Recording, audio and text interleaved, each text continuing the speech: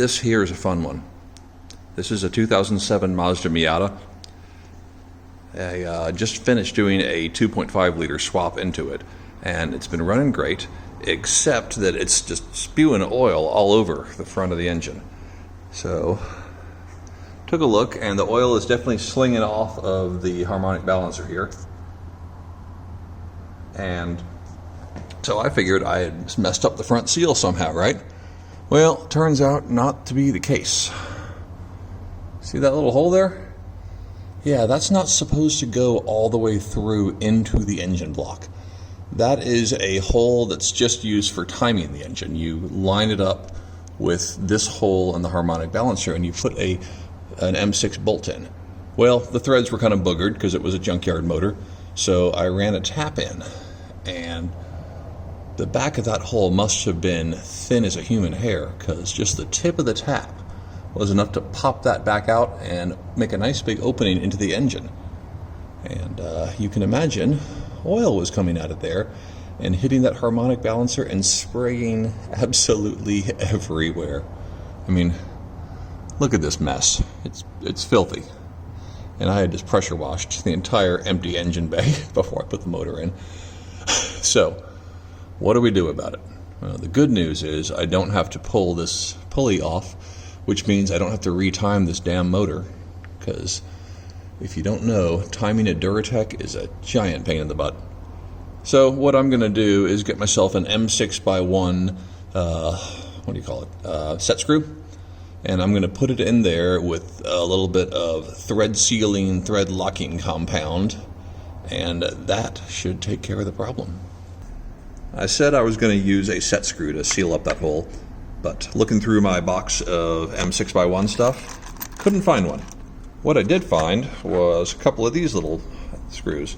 I don't know what they're off of, but they are a Phillips head, which is very convenient, and they've got a nice low-profile head, which is perfect for this application because the pulley should fly right over them, and it's actually better than a set screw because a Phillips head is a lot easier to remove if it gets stuck. You can use a hand impact driver, and if you need to, you can cut a slot across the head and then put a flat blade on it. I've got two. I only need one. The only problem is they're just a touch too long. They bottom out in the hole, so I'm going to take maybe 3 turns of thread off and then see how they do. Once I'm happy with them, I will run the die over them to make sure that the threads are nice and clean. It's even shorter now. Let's try it again.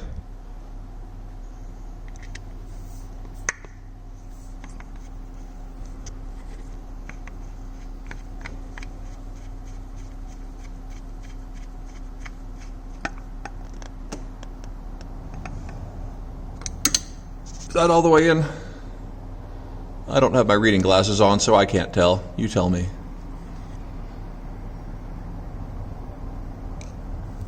I think it's all the way in.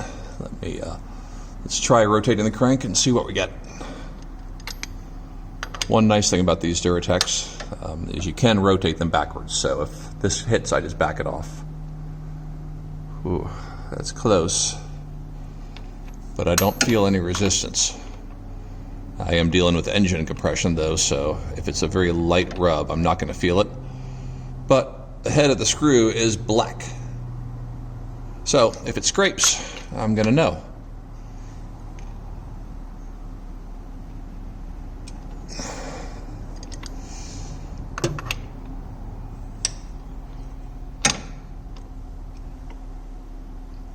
Looking good.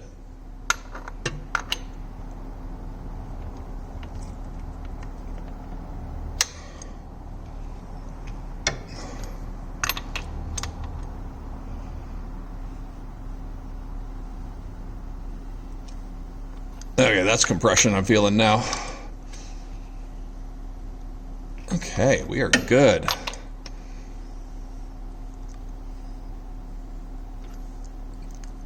All right, I'll take it out, clean everything up again, degrease for a third time, and then put it in for real. This right here is the good stuff. Permatex 57506 combination of thread locker blue and thread sealer. I bought this to use it on the flywheel bolts on the back of the crankshaft because those are through bolts, and I'm just going to use a little dab on this as well, and that should get it done.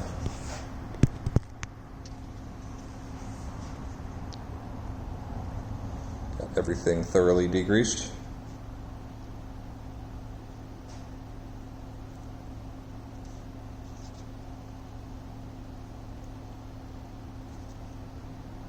Going to go a little excessive on here because I really don't want to have to do this again. Just to get access, I had to pull the radiator out. That also meant vacuuming down the air conditioning system, and I'll have to recharge it afterwards. Didn't really love having to do that, but it's either that or drop the whole motor and drivetrain out. This was easier. Okay, I think that's got a sufficient amount of schmoo on it. Now, this is probably the point where I drop it and lose it. All right, come on in.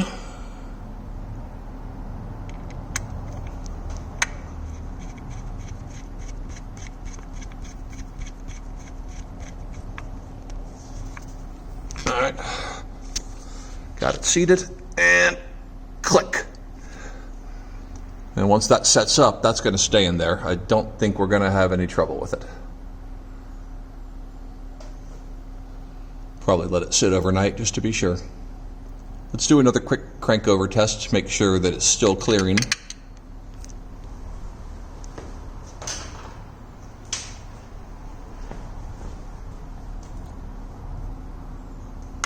So the head of the screw is nice and black. If it starts to turn silver, that's bad.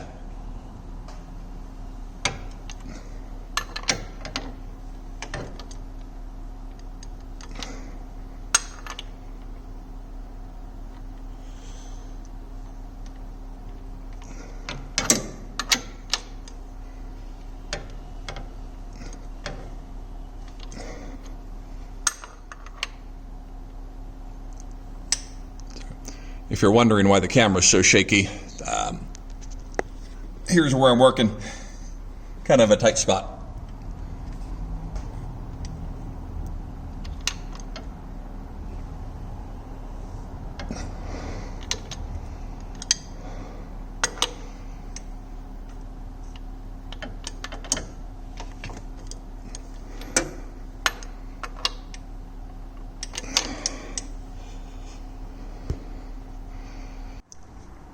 Got to go handheld for this bit.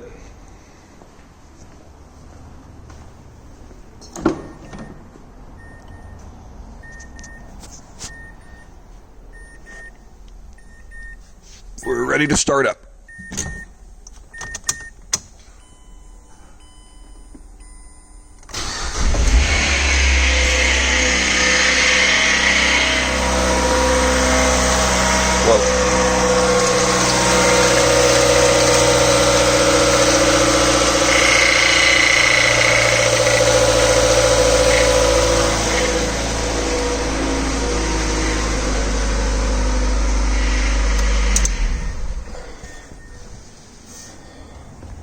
Well, that was exciting.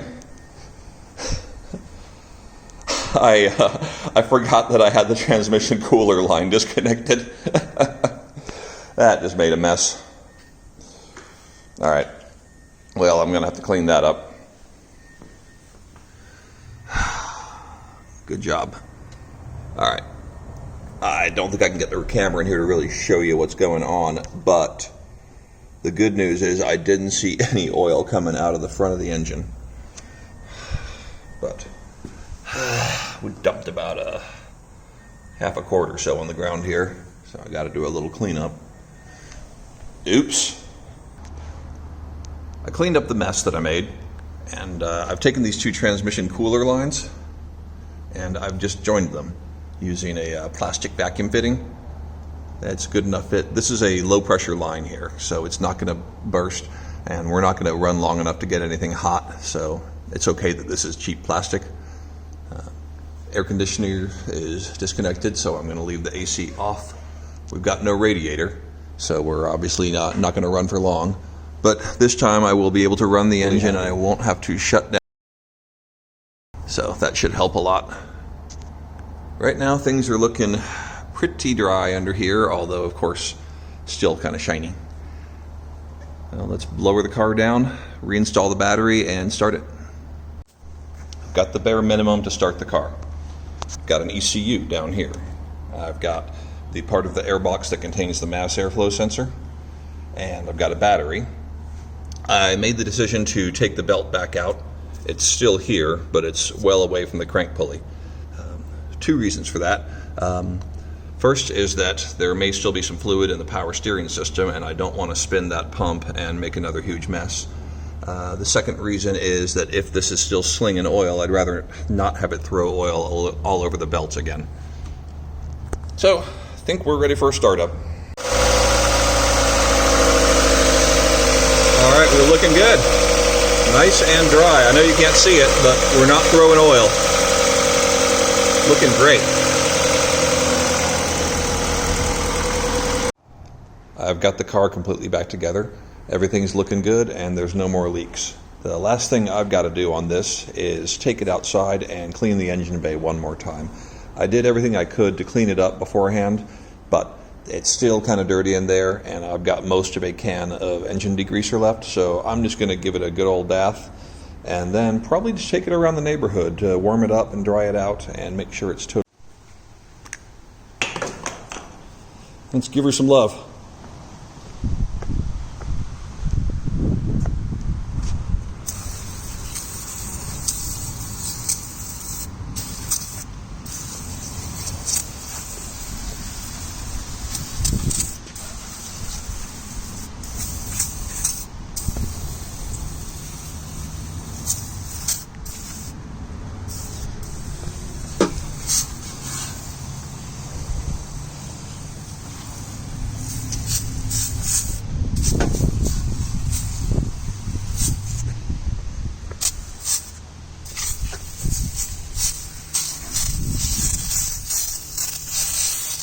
Customer paid for the whole can, he gets the whole can.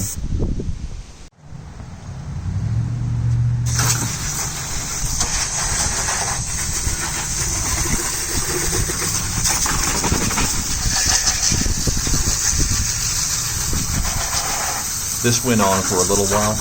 I'm going to skip ahead because I think you don't want to watch 10 minutes of me spraying a garden hose at an engine. And now start her up. Try it out.